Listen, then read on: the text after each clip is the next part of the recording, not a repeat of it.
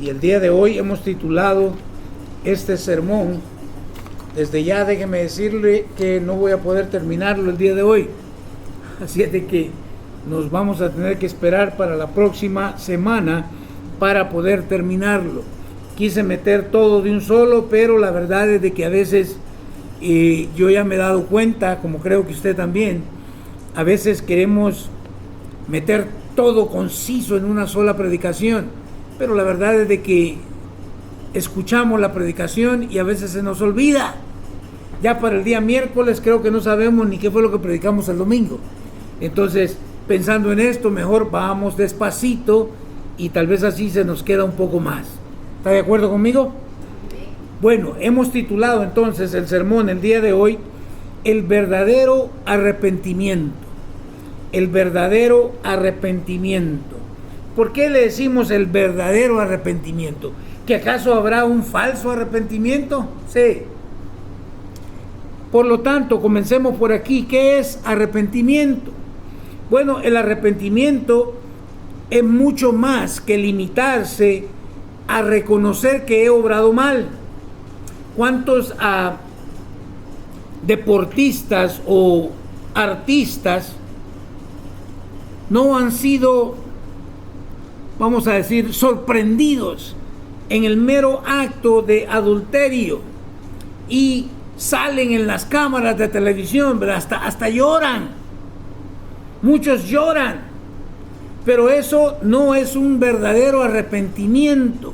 Eso es un remordimiento, que es muy diferente, ¿okay? Porque les remuerde la conciencia de que los encontraron haciendo algo que no deberían de estar haciendo, ¿okay? En verdad, el arrepentimiento tiene que ver con un cambio en la manera de pensar y la manera o la forma en que se comporta o se conduce nuestro corazón, que brinda una nueva perspectiva de Dios, de uno mismo y del mundo en el que vivimos. Recuerdo haberle enseñado nosotros a nuestro hijo desde pequeño qué era arrepentimiento, y él decía: es un cambio de mente, un cambio de corazón y dar la vuelta para dirigirme en un lado opuesto. Eso es arrepentimiento. Pero si yo sigo haciendo lo mismo, debo cuestionar si fue verdadero el arrepentimiento o fue algo fingido. El arrepentimiento implica apartarse del pecado y volverse a Dios. Fíjese lo que estoy diciendo, es apartarse del pecado y volverse a Dios. Si no me vuelvo a Dios, entonces no es un verdadero arrepentimiento. En busca del perdón de Dios. Vaya conmigo a Romanos capítulo 3, versículo 23, porque quiero establecer esta cuestión del pecado. Porque muchos creen que son muy buenas gentes, pero ¿cuántos ya se dieron cuenta de que la Biblia dice completamente lo contrario? Romanos 3, 23 nos dice: pues todos hemos pecado. ¿Habrá alguien aquí que diga que nunca ha pecado? Cuidado, no levante la mano porque pueda que le caiga un rayo por ahí. Pues todos hemos pecado. Nadie puede alcanzar la meta gloriosa establecida por Dios. Y me llama muchísimo la atención por esto. Primero, a veces nosotros nos mentimos engañándonos a nosotros mismos creyendo que no hemos pecado, cuando en realidad Dios ha establecido una meta gloriosa. ¿Quién la estableció? Dios. Pero a nosotros nos encanta, ¿verdad?, cambiar esa meta. No, pero Dios no la cambia. Y esa meta es gloriosa. Él la estableció y Él no la va a cambiar por nadie. Por eso, cuando leemos nuestro devocional, nos damos cuenta una y otra vez cómo el Señor trata con su pueblo. ¿Por qué? Porque constantemente están, como diríamos vulgarmente, regándola, cometiendo pecado, abandonando a Dios. Mire, acabo de terminar el día de hoy leyendo la porción del rey Salomón. Dice la Escritura que No ha habido nadie con tanta sabiduría como él, ni la habrá tampoco. ¿Y qué hombre tan sabio? ¿Y cómo terminó? Con 300 mujeres casados con él y 700 concubinas. A veces, quiero que entiendan, a veces por este falso arrepentimiento creemos nosotros que estamos viviendo vidas que agradan a Dios, sin darnos cuenta que al final, tristemente, dice la Escritura, que Dios no se agradó de la vida de Salomón.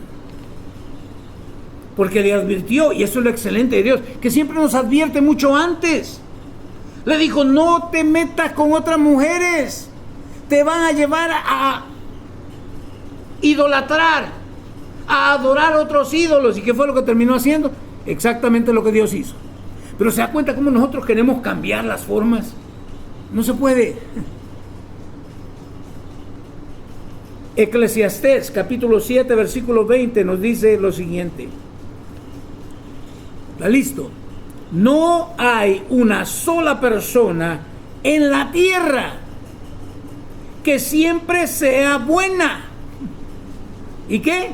Y nunca peque. Porque verá que nosotros a veces decimos, oh, esa persona es muy buena. ¿Buena para qué?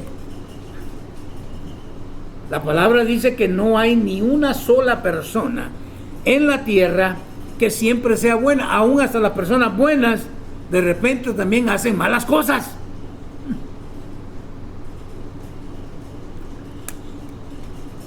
Y que nunca pequen. La palabra dice, por cuanto todos pecaron y están destituidos de la gloria de Dios. Todos. En 1 de Juan, capítulo 1, versículos 8 y 9. Mire, este versículo 9 creo que es muy conocido por todos nosotros. A mí se me enseñó ese versículo para poder presentar el Evangelio.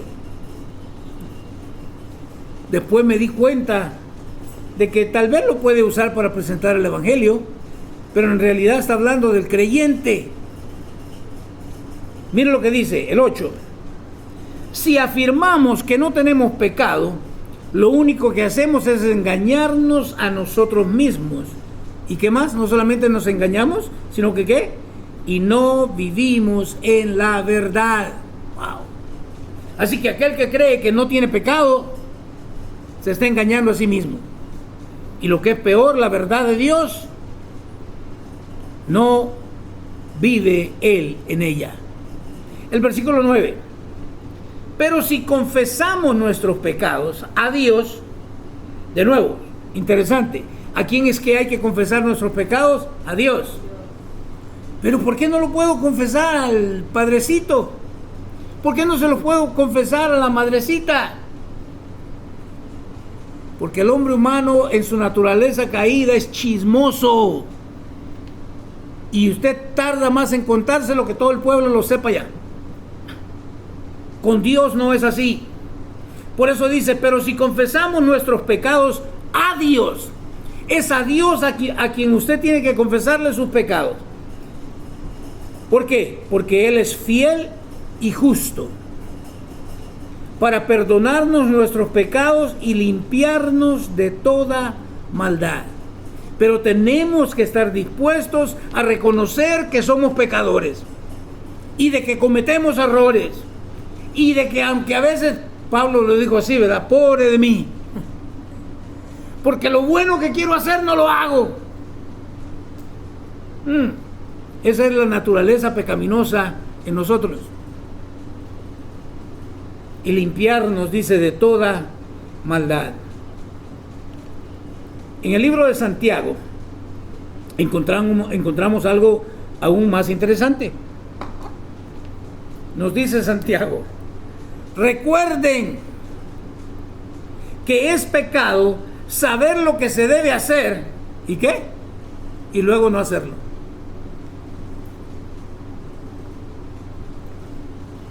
Si tú sabes qué es lo que debes de hacer y no lo haces, es pecado. Ay, es que yo no sabía. Recuerden que es pecado saber lo que se debe hacer y luego no hacerlo. ¿Esto es qué? Es pecado, lo dice Santiago, lo dice Dios. En el libro de Romanos, capítulo 6, versículo 23, nos aclara: pues la paga que deja el pecado es la muerte. O sea, vamos a pagar por lo que hemos hecho. La famosísima canción, ¿verdad? Toma chocolate y paga lo que debes. Aquí nadie se va sin pagar. Créanmelo, a veces nosotros pensamos, se fue esa persona tan mala que era y no pagó. No, sí pagó. Usted no sabe lo que la persona sufrió antes de morir. Pues la paga que deja el pecado es la muerte. Todos y cada uno de nosotros vamos a morir. ¿Por qué? Por el pecado en nosotros. Pero el regalo, y me encanta, ¿qué es? Es un regalo. Usted no lo merece. Es un regalo. Pero el regalo que Dios nos da es ¿qué? Es la vida eterna por medio de Cristo Jesús, nuestro Señor. Entonces se da cuenta, la vida eterna no es algo que usted busca, que usted gana, que usted adquiere por sus buenas obras. No. Es un regalo de Dios. Es Dios quien lo originó. Es Dios quien envió a su Hijo a morir en la cruz del Calvario para pagar por nuestros pecados. ¿Por qué? Porque como Él es justo, tenía que hacerse justicia. Y es por medio de Cristo Jesús que nosotros obtenemos salvación. Por eso quiero darle 5 puntos, aunque ya le dije que no vamos a terminar hoy, así que solamente le voy a hablar 2. Y le debo los otros 3 para la próxima semana. Número 1, el verdadero arrepentimiento es reconocer el pecado en nuestras vidas. Si yo no reconozco, como le digo, yo estoy cansado de ver a tanta gente que hasta lloran, o sea, son buenos actores. Lloran, pero esas lágrimas son hipócritas. ¿Por qué? Porque regresan al pecado. Si tienen a una mujer fuera del matrimonio, lloran y le piden perdón a la mujer. Pero nomás hay una media discusión y vuelve con la otra vez. ¿Fue verdaderamente un arrepentimiento genuino? No, no lo es. Por lo tanto, debemos comenzar por aquí, reconociendo el pecado en nuestra vida. Es mi pecado el que me separa de Dios. Que no le digan, que no le cuenten. Libro de Lucas, capítulo 16, versículo 1 al 18.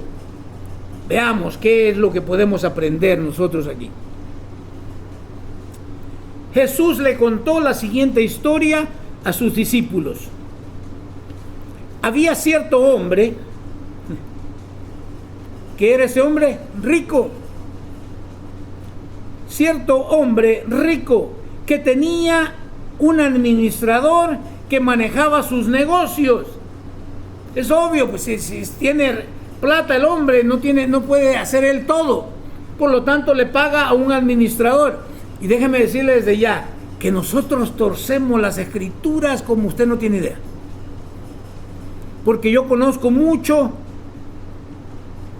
entre cristianos, entre comillas cristianos, que se agarran de este verso para hacer cada tranza. ¿Qué dice? Había cierto hombre rico que tenía un administrador que manejaba sus negocios. Un día llegó la noticia de que el administrador estaba malgastando el dinero de su patrón. Le dije, siempre hay chismosos. Alguien le fue con el chisme que estaba mal administrando o malgastando, dice, el dinero de su patrón. Para que vea que yo no me invento las cosas, ahí están. Número 2, ¿qué dice? Entonces el patrón lo llamó y le dijo: mire, hasta el día de hoy yo no he visto a un patrón como este. ¿Lo ha visto usted? La mayoría de los patrones lo llaman a usted, pero es ya para despedirlo, no para que usted busque excusa y haga lo que este supuestamente administrador hizo. No. Entonces el patrón lo llamó y le dijo: ¿qué es esto que oigo acerca de ti? Prepara un informe final porque voy a despedirte. Ah, miren nomás. El administrador pensó: ¿y ahora qué haré? Mi jefe me ha despedido. Ya sabe que está despedido. Eso no hay duda. No tengo fuerzas para acabar zanjas. O sea que no había estudiado nada, no se había preparado. Aunque no lo creo, ¿sabe por qué? Porque si era administrador, tenía que saber administrar algo. Sabía algo. ¿Qué dice? No tengo fuerzas para acabar zanjas y soy demasiado orgulloso. ¿Para qué? Para mendigar. Mire, dos cosas aquí, rapidito. No quería trabajar duro. La Biblia no nos dice qué edad tenía este hombre, pero no tengo fuerzas para acabar. Quizás estaba viejo, o quizás se creía ya muy viejo, pero no quería trabajar duro, porque cavar zanjas es un trabajo pesado, especialmente aquí, ¿verdad? Ahorita, con este calorcito. ¿Y qué dice? Y soy demasiado, o sea que sí reconocía que era orgulloso. ¿Y qué dice Dios acerca de los orgullosos? Que los mira de lejos. Dios mira de lejos al orgulloso.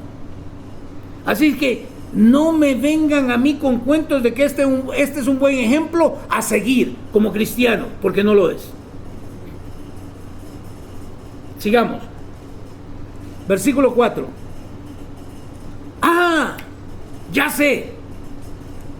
Ya sé cómo asegurarme de que tendré muchos amigos que me reciban en sus casas cuando mi patrón me despida. O sea que era trucha, era inteligente este hombre. Pero mire, quiero que lo entienda. Hay una inteligencia mundana y hay una inteligencia de parte de Dios. No las confunda. Esta es netamente mundana. Veamos qué es lo que dice, qué es lo que pensó este hombre hacer. Versículo 5. Entonces invitó a todo el que le debía dinero a su patrón para conversar sobre la situación. Todo suena bien, ¿verdad? Y así nos tratan a veces. Nos quieren ver la cara, como que no supiéramos. ¿Qué dice? Llamó a todo el que le debía dinero a su patrón para conversar sobre la situación. Le preguntó al primero: ¿cuánto debes a mi patrón? El hombre contestó: le debo 100 medidas de aceite de oliva. Entonces el administrador le dijo: mire si no es astuto, no quiere dejar huellas, no es él el que cambia, se las da al cliente que la cambie él. ¿Qué dice? Toma la factura y cámbiala. ¿A qué? A 50 medidas. ¿Eso qué es? Eso es robo a su patrón. No me diga que no, es que el que no avanza, el que no tranza no avanza. No. Dios te está mirando, eso no es correcto, eso no es ético. Toma la factura, le dijo, y cambia las 50 medidas. O sea, la mitad. ¿Qué es lo que está haciendo? Ganarse la amistad del hombre que le debe a su amo. ¿Qué dice Dios? Si tu amistad es con el mundo, te constituyes enemigo de Dios. Pero se nos olvidan todos estos versos, ¿verdad? Porque queremos ser transeros. Versículo 7. Le preguntó al siguiente: ¿cuánto le debes tú? Le debo 100 medidas de trigo. Respondió: toma la factura. De nuevo se da cuenta, él no quiere involucrarse, pero quiere beneficiarse. Respondió: toma la factura y cámbiala a 80 medidas, le dijo. Wow. El hombre rico tuvo que admirar, escuche, el hombre rico tuvo que admirar a este ¿qué? Pícaro deshonesto. Y hay muchos cristianos que a esto les gusta. Ese versículo toman para ser pícaros deshonestos, cuando Dios sabe perfectamente quiénes somos. Aquí no se trata de andar tratando de que la gente me mire de una forma. No, no, no. Dios sabe que soy pícaro deshonesto. No tengo que andar aparentando lo que no soy. Eso se llama hipocresía. El hombre rico tuvo que admirar a este pícaro deshonesto por su astucia. Y la verdad es que los hijos de este mundo, escucha esto, está tremendo. Y la verdad es que los hijos de este mundo son más astutos que los hijos de la luz. O sea, me disculpa, pero parece que el cristiano a veces es medio sonso. ¿Qué dice? A lidiar con el mundo que los rodea. Este hombre pícaro, deshonesto, que se imaginó que no iba a llegar a los oídos de su amo, lo que había hecho.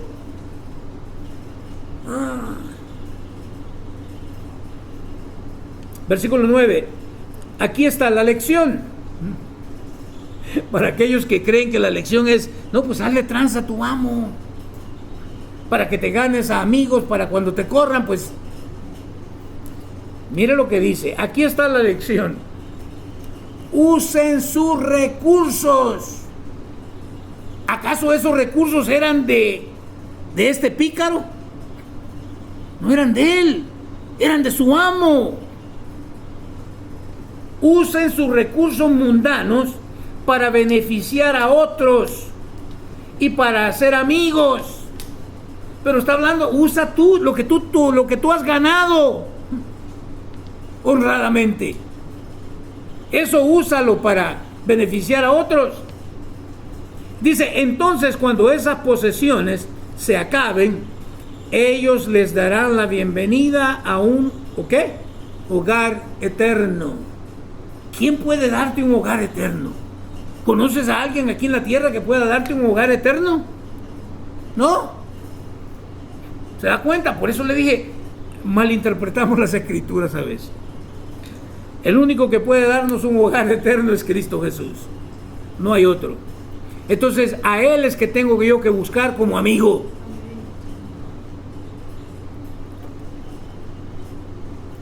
Verso 10. Y aquí va.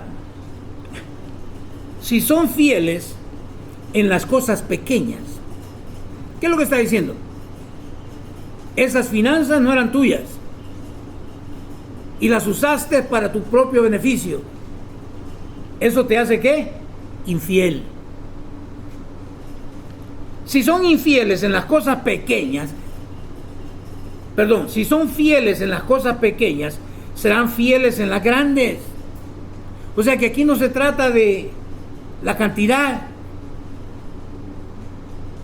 Tú puedes ser infiel con $100 que ganes. Y si eres fiel con esos $100, vas a ser fiel con 1,000,000. Pero ¿qué pasa? Ganamos $1,000,000 y la cosa cambia. Es porque pretendías ser fiel, pero no eras fiel. ¿Qué dice? Pero si son deshonestos en las cosas pequeñas, ¿no actuarán con honradez en las responsabilidades más grandes? Claro que no. Este era pícaro y eso fue lo que terminó siendo, un pícaro, deshonesto. Entonces, si no son confiables con las riquezas mundanas, wow. Si no son confiables con las riquezas mundanas, ¿quién les confiará las verdaderas riquezas del cielo? Wow. Y si no son fieles con las cosas de otras personas, wow. ¿A cuánta gente le ha prestado algo y no se lo han devuelto? No levante la mano. Y si no son fieles con las cosas de otras personas, ¿por qué se les debería confiar lo que es de ustedes? ¡Wow! ¡Wow! Versículo 13. Nadie puede servir a dos amos, pues odiará a uno y amará al otro. Será leal a uno y despreciará al otro. ¿Qué dice? No se puede servir a Dios y estar esclavizado al dinero. Más claro no se puede decir. O es el dinero, tu avaricia, tu amor al dinero, o es Dios. Pero no podemos decir que amamos a los dos. Versículo 14. Los fariseos, ¿cómo le llamaba Jesús a los fariseos? Hipócritas. ¿Por qué? Porque pretendían ser algo que no eran. Siempre ponían esa su mascarita de lo que no son. Los fariseos que amaban mucho su dinero, ahí lo está diciendo claro, oyeron todo eso y ¿qué dice? Y se burlaron de Jesús. Entonces él les dijo: a ustedes les encanta parecer como personas rectas en público, pero Dios conoce el corazón. ¿Escuchó eso? De nuevo, aún el mundo canta canciones que tienen mucho sentido. Te conozco, bacalao, aunque vengas disfrazado. Dios sabe tu corazón. ¿Para qué pretender tonteras?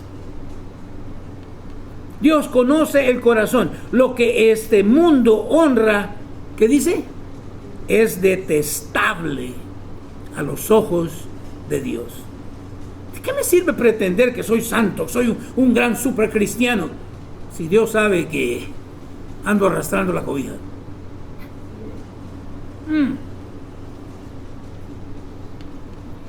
16.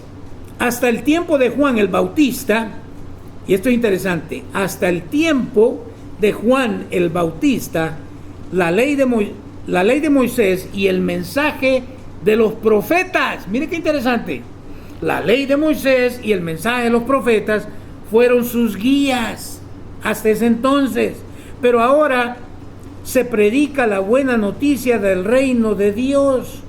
¿Y qué dice? Y todos están ansiosos por entrar. 400 años de silencio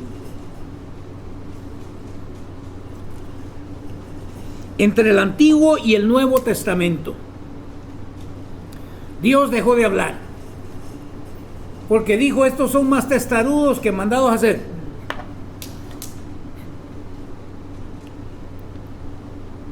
Y de repente aparece Juan el Bautista con un mensaje.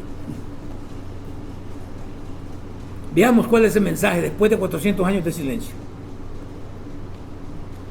Eso no significa que la ley haya perdido su fuerza.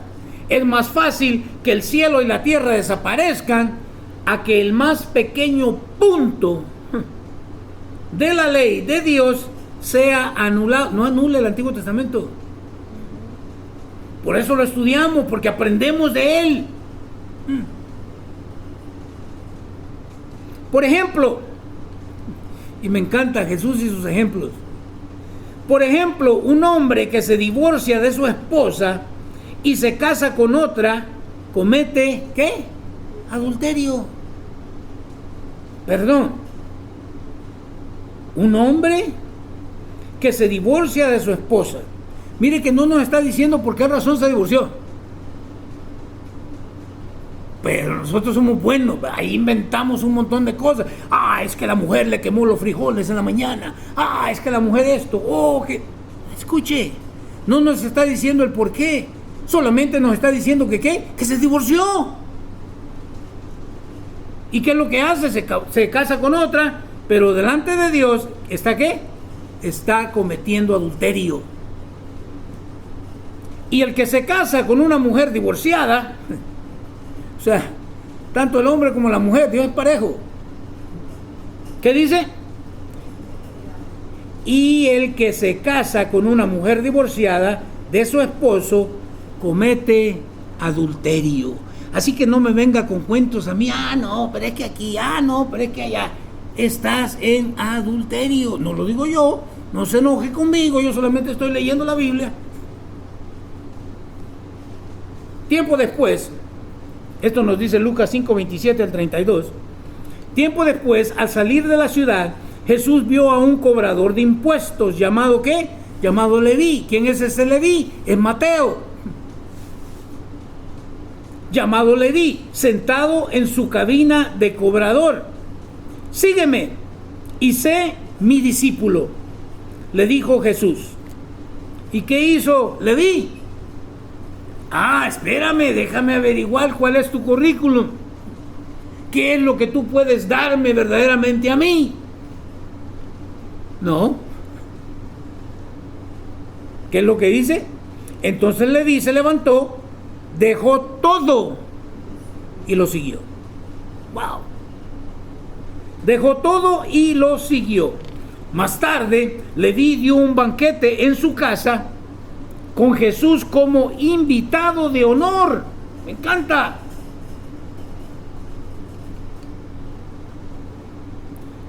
Con Jesús como invitado de honor. Muchos de los cobradores de impuestos, compañeros de Leví y otros invitados, comieron con ellos.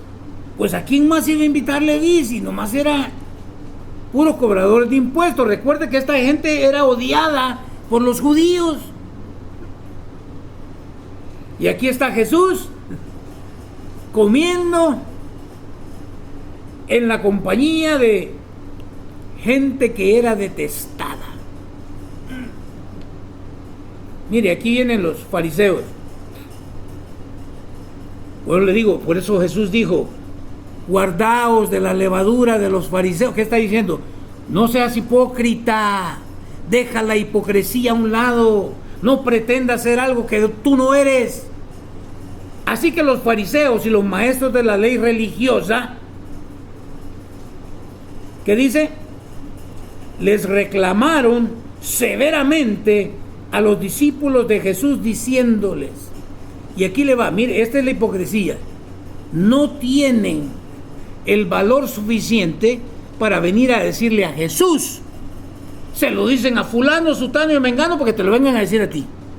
Son hipócritas. Dice, ¿por qué comen y beben con semejante escoria? ¡Wow! Esos es los fariseos, se les olvida de que ellos también eran pecadores. Se les olvida que Dios creó al hombre. No dice creó a los fariseos, no dice creó a los religiosos, no dice creó a los cristianos. No, creó al hombre a su imagen y semejanza. ¿Por qué comen y beben con semejante escoria? Sí, o sea, ellos se creen aquí. Los demás que no son como ellos están acá, abajo. Jesús les contestó. Me encanta. ¿Qué les dice? La gente sana no necesita médico. Los enfermos sí. ¿Qué les está diciendo? Ustedes están enfermos, fariseos hipócritas. Se creen mucho, pero no son nada. Wow. ¿Cuál era el problema de los fariseos? Es que ellos no creían que eran pecadores. Dice el 32, no he venido a llamar a los que se creen justos. Me encanta, porque eso es lo que pasa, que ellos se creen justos, pero eso es lo que ellos creen. ¿Qué dice Dios de ellos? Sino a los que saben. ¿Se da cuenta? Hay que saber en lugar de ¿qué? De creer que soy justo. Sino a los que saben que son pecadores y necesitan, wow. ¿Necesitan qué? Arrepentirse. ¿Será que Dios quiere que nosotros nos arrepintamos? Claro que sí. De hecho, Pedro nos dice que no es que Dios retrase su promesa como tardanza, como algunos la tienen por tardanza, sino que Él espera que ¿qué? Que nosotros lleguemos al arrepentimiento. ¡Wow! Son pecadores y necesitan arrepentimiento. Punto número 2. Un verdadero arrepentimiento produce un profundo pesar, un lamento por el pecado. ¿Cómo te sientes cuando pecas? Si te sientes igual, no es un verdadero arrepentimiento.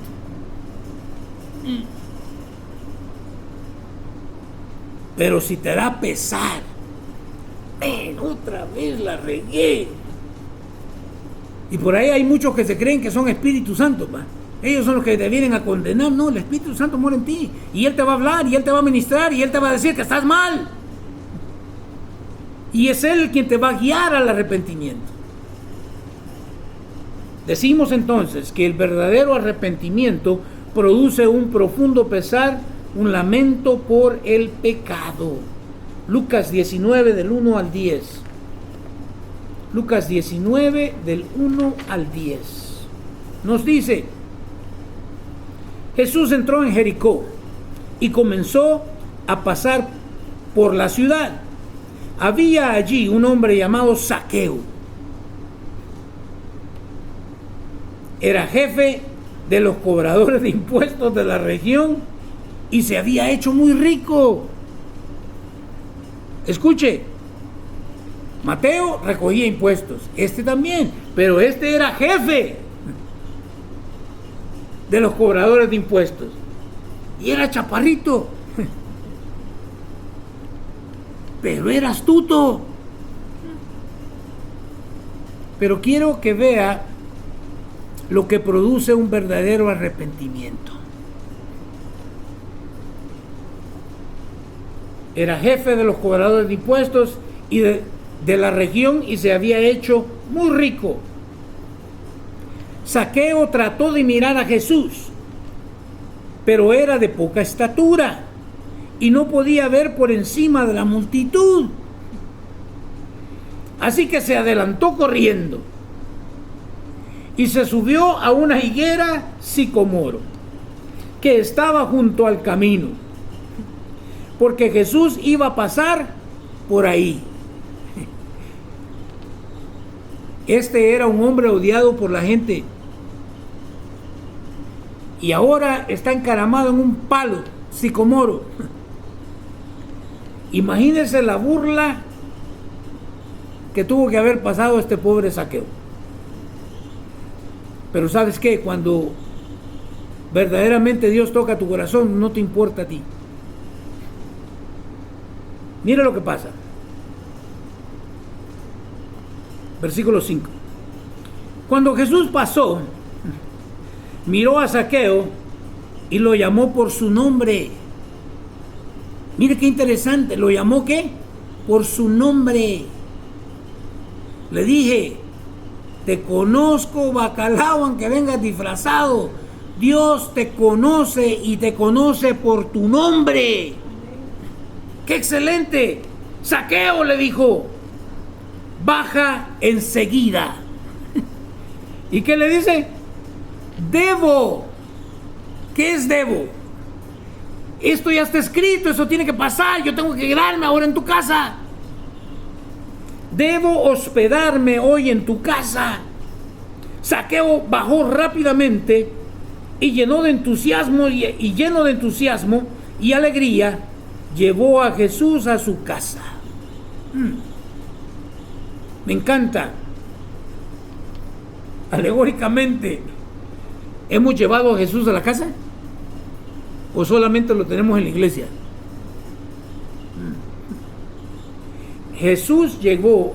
Zaqueo llevó rápidamente a Jesús a su casa. Miren lo que sucede. Pero la gente estaba disgustada y murmuraba. Siempre no va a faltar el que se queje porque está disgustado y empiece a murmurar.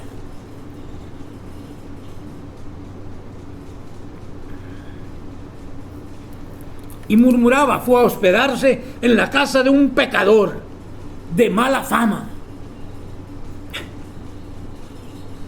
Mientras tanto, Zaqueo se puso de pie delante del Señor y dijo, vamos a ver qué dijo Zaqueo. Señor, daré la mitad de mi riqueza a los pobres. Escuche esto. Daré la mitad de mi riqueza a los pobres, y si estafé a alguien con sus impuestos, le devolveré 4 veces más. Porque no hay duda que, y si estafé, no, estafó. ¿Está conmigo? Porque esta gente, por eso eran odiados por los judíos. Porque si el gobierno romano les decía, tienes que cobrar 5% de impuestos, ellos cobraban 10, porque 5 eran para ellos y 5 eran para el gobierno romano. Por eso los odiaban sus compatriotas. Pero ¿qué hace cuando él se arrepiente? Devuelve. Muchos de nosotros pedimos, perdón, me arrepiento, pero no arreglas el desastre que hiciste. ¿Será un verdadero arrepentimiento? Devolveré 4 veces más. Jesús respondió. ¿Qué dijo Jesús? Porque este hombre dijo que iba a devolver 4 veces más de lo que había robado. ¿Qué dice? La salvación ha venido hoy a esta casa. ¿Por qué? Porque este hombre ha demostrado ser un verdadero hijo. Mire, esto le ha de haber caído como una puñalada fría a los fariseos hipócritas. ¿Por qué? Porque ellos lo trataban de escoria, de perros. Y Jesús dice, no, espérate. ¿A qué? Ha demostrado. O sea que el arrepentimiento se demuestra. No solo se dice. Ha demostrado ser un verdadero hijo, me encanta, verdadero hijo de Abraham. Versículo 10 nos dice, pues el Hijo del Hombre vino a buscar y a salvar a los que están perdidos. Pero aquel religioso que se cree que ya va para el cielo, hay que se quede. Para poder recibir nosotros salvación, primeramente tenemos que reconocer que soy pecador, que he ofendido a Dios. ¿Sí? Y segundo, ¿qué fue lo que dijimos? Debe producir un pesar en mi corazón, ese pecado. Tiene que de veras, tengo que llegar a aborrecer. Hemos llegado nosotros a aborrecer el pecado. Porque muchos somos buenos para señalar el pecado en otro, pero ¿y el tuyo? Lidia con el tuyo primero. Pues el Hijo del Hombre vino a buscar y a salvar a los que estaban perdidos. Ya los dejo con 2 Corintios capítulo 7, versículos 8 al 10. Le dije, ya ve que es imposible tratar de meter los 5 puntos que yo quiero. 2 Corintios 7, 8 al 10, y ya con esta me despido. Dice, este es Pablo, después de que mandó aquella primera carta a la iglesia de Corinto, una iglesia llena de problemas, una iglesia muy parecida a la nuestra el día de hoy. ¿Qué dice?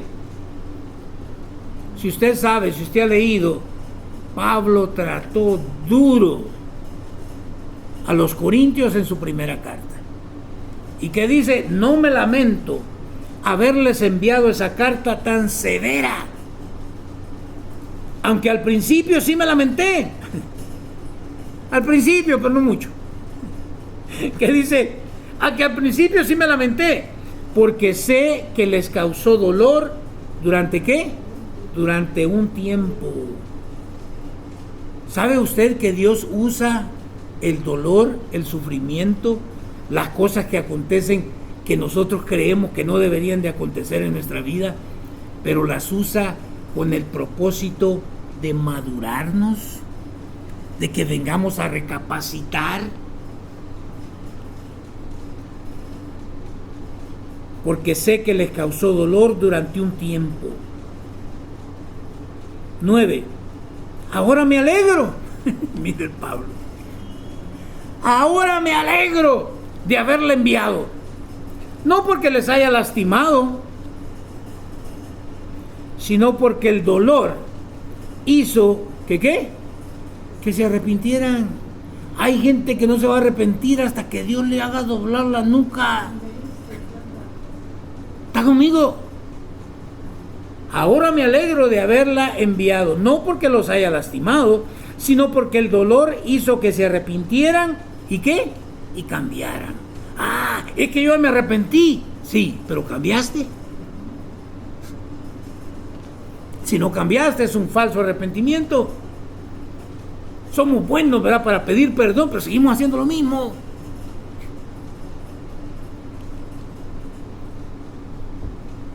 El dolor hizo que se arrepintieran y cambiaran su conducta.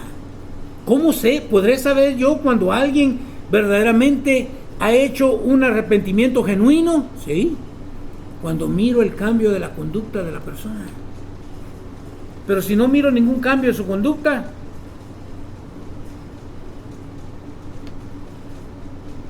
¿qué dice? Fue la clase de tristeza que Dios quiere que su pueblo tenga. Ah, Dios quiere que nosotros tengamos ¿qué? Tristeza. Contrario, ¿verdad?, a lo que se nos predica el día de hoy. El cristiano tiene que estar alegre, ¿no? A veces hay tristeza en el cristiano porque Dios está tratando con él. ¿Acaso no dice la Escritura que él ¿qué? Él disciplina a todo el que recibe por hijo? Y el que recibe la disciplina es porque no anda bien. No anda bien. Y Dios tiene que castigarlo. Ah, no, pero Dios es amor. Sí, pero también es fuego consumidor. Fue la clase de tristeza que Dios quiere que su pueblo tenga. De modo que no les hicimos daño de ninguna manera. Pero el día de hoy, ¿verdad?, no nos gusta que alguien nos venga a decir: arrepiéntete, estás mal. Ah, no, pero todo el mundo lo hace. Sí, pero tú supuestamente ya no eres todo el mundo. Pues la clase de tristeza, mire, la clase de tristeza que Dios desea, entristecernos. Sí, si necesitas corrección, sí. Que Dios desea que sufra. Dios quiere que suframos. No, mejor inventémonos una iglesia, pare de sufrir. Somos cobardes, ¿sí o no? A veces no queremos sufrir, pero a veces Dios manda el sufrimiento. Escucha lo que dije: Dios manda, no permite. Dios manda el sufrimiento para hacerte cambiar.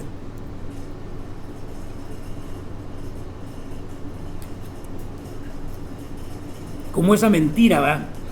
Dios nos ama tal como somos. ¿Quién dice eso? Si Dios te amara tal como eres, ¿por qué quiere cambiarte? No tiene sentido. Pues la clase de tristeza que Dios desea que suframos nos aleja del pecado. ¿Escuchó eso? Esa es la intención. Que te alejes del pecado y trae como resultado ¿qué? Salvación.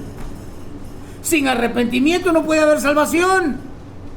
Pero yo no puedo arrepentirme por mí mismo. Es Él quien me tiene que dar ese regalo. No hay que lamentarse por esa clase de tristeza. Y aquí va. Pero la tristeza del mundo, a la cual le falta arrepentimiento. ¿Escuchó eso? Yo no sé usted, pero yo prefiero sufrir con Dios que sufrir sin Dios, porque entonces sí estoy amolado. Pero la tristeza del mundo, a la cual le falta arrepentimiento, resulta ¿en qué? En muerte espiritual. Mis hermanitos, necesitamos nosotros con urgencia entender, primero, que yo soy incapaz de arrepentirme, porque estoy muerto espiritualmente. Por lo tanto, tengo que buscar que Él sea quien me dé ese regalo del arrepentimiento. Pero ¿cómo va a venir ese regalo? Dios tiene que convictarme de mi pecado. Dios, no la vecina, no mi cónyuge, no mi hermano, Dios. Y una vez Él lo hace, entonces ahora tengo yo que estar dispuesto ¿a qué? A llegar al punto de odiar el pecado. No dijo odiar, porque los fariseos odiaban a los republicanos, a los cobradores de impuestos. No, de odiar el pecado en mí. Aquí te voy a dejar para que medites y la próxima semana terminamos con los 3 próximos. ¿De qué se trata verdaderamente un verdadero arrepentimiento?